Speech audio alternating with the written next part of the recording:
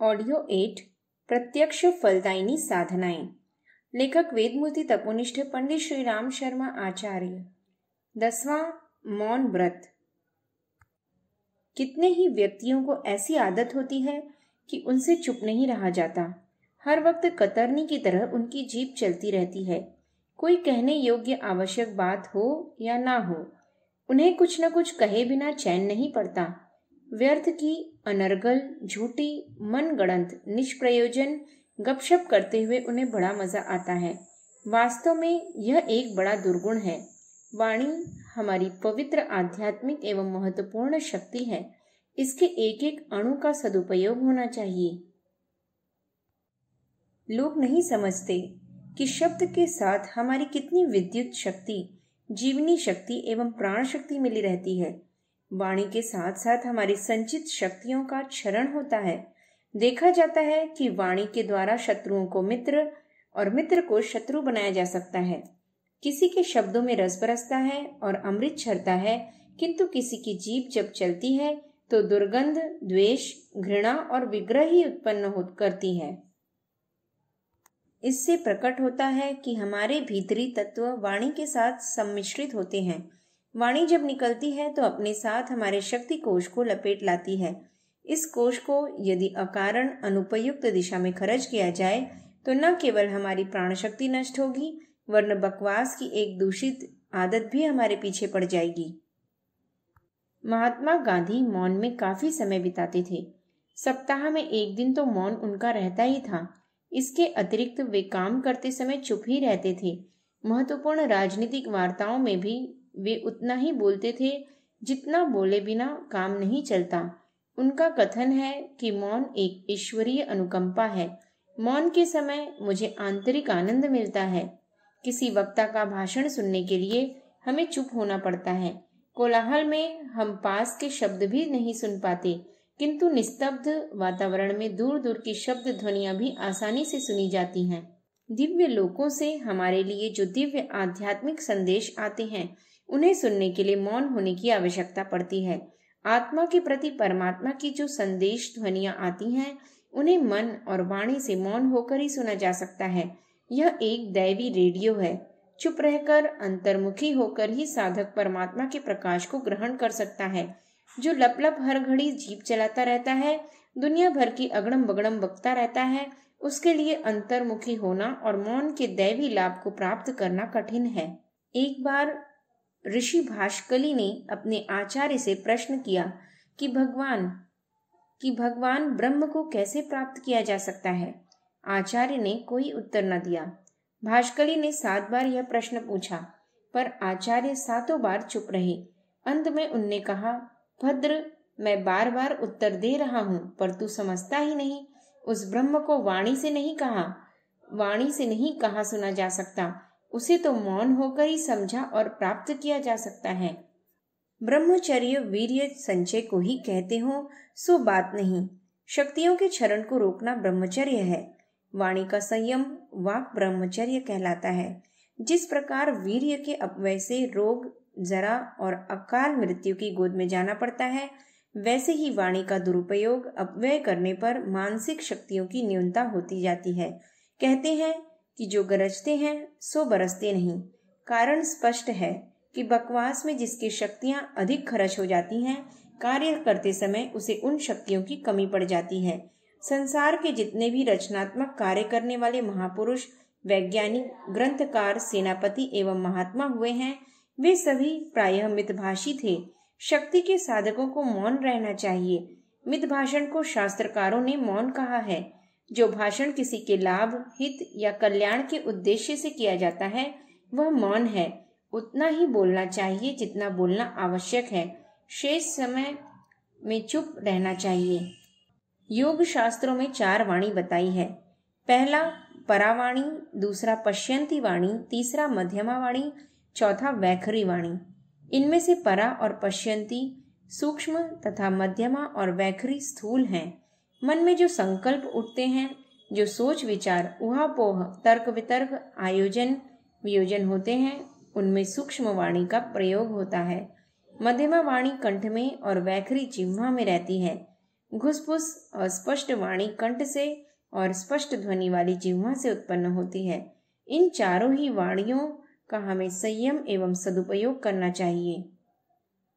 जिह्वा खोलने से पहले, शब्दोच्चार करने से पहले उतने विस्तार से कही जा रही है या नहीं, यह विचार करना चाहिए कि जो बात कहने जा रहे हैं वह किसी लाभ के लिए कही जा रही है या नहीं, कितने विस्तार से कहनी चाहिए। इन दोनों प्रश्नों को सामने रखकर भाषण करना, इस प्रकार ध्यान रखकर जो वार्तालाप किया जाता है वह मौन है। लोकहित की, परमार्थ की दृष्टि से जो कुछ कहा जाता है वह मौन ही है। निष्प्रयोजन फिजूल बातों से बचना मौन का प्रधान उद्देश्य है। मन में उठने वाले विचारों में विविध कल्पनाएं होती हैं। उनमें दृश्य और वाणी दो अंग होते हैं। इसमें भी संयम बरता जाना चाहिए। लोकहितकारी, पारमार्थिक, सात्विक, वास्तविक, उचित कल्पनाओं को ही मस्तिष्क में स्थान मिलना चाहिए। व्यर्थ की चिंताएं, तृष्णाएं मन में भरे रहने से परा एवं पश्यंती वाणियों का क्षरण होता है, आत्मिक शक्तियों का अपव्यय होता है। मन और शरीर दोनों को मिलाकर ही एक पूर्ण मौन बनता है। जो एकांगी हो वह अधूरा है। जबान से चुप रहना और मन में तूफान चलाते रहना, यह तो अधूरी चीज हुई। मौनी का ही दूसरा नाम मुनि है।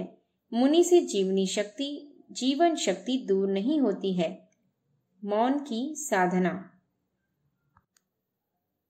मौन की अंतिम सफलता प्राप्त करने के लिए उसकी विधिवत साधना करनी चाहिए। सप्ताह में एक दिन या पखवाड़े में एक दिन मौन व्रत होना चाहिए। यह कम से कम 4 घंटे लगातार का होना चाहिए। यदि प्रतिदिन घंटे 2 घंटे की साधना हो सके तो और भी अच्छा है।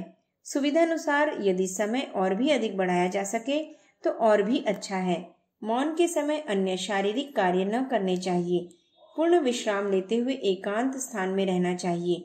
मौन काल में पुस्तकें नहीं पढ़नी चाहिए और न विविध विषयों पर मन डुलाना चाहिए। इस समय चित्त को सब ओर से हटाकर इष्ट देव का या प्रकाश ज्योति का ध्यान करना चाहिए। मौन काल में भोजन नहीं करना चाहिए। इस छोटी सी साधना को करते रहने से मौन में सफलता मिलती है। साधक मुनि बनता है। मौनी की वाणी बड़ी प्रभावशाली होती है। उसका शाप वरदान सफल होता है। चित्त में शांति रहती है और आत्मबल बढ़ता है। 11वां, कब्ज दूर करने की साधना। उषापान कब्ज रोग की प्राकृतिक और प्राचीन यौगिक जल चिकित्सा है। देखा जाता है कि रात को पाचन क्रिया में शिथिलता आ जाने के कारण पेट में पड़ा हुआ अन्न कुछ विकृत होकर विषैला हो जाता है। यह विष उष्णता और दाह उत्पन्न करता है और उसका प्रभाव ऊर्ध्व नालियों द्वारा मुख, नासिका एवं मस्तिष्क तक होता है। प्रातः काल उठने पर साधारणतः इतनी फुर्ती और सजीवता होनी चाहिए कि आदमी अपने को सब कार्यों के योग्य नवीन बल धारण किए हुए अनुभव करे। इसके विपरीत सोकर उठते समय जिनके मुंह का स्वाद खराब हो जाता है, होंठ सूखे रहते हैं, सिर में भारीपन प्रतीत होता है, नथनों में खुरंट जम जाते हैं, पेट में जलन होती है एवं प्यास लगती है, तो समझना चाहिए कि इनको रात का भोजन हजम नहीं हुआ है। भोजन का ठीक पाचन हो जाने पर उठते ही जोर की टट्टी लगती है और तत्पश्चात कड़ाके की भूख लगनी चाहिए।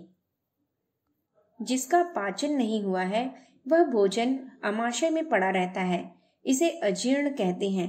पच जाने पर आंतों में होकर आगे चलने का कार्य नहीं होता। उसे मलावरोध कहते हैं।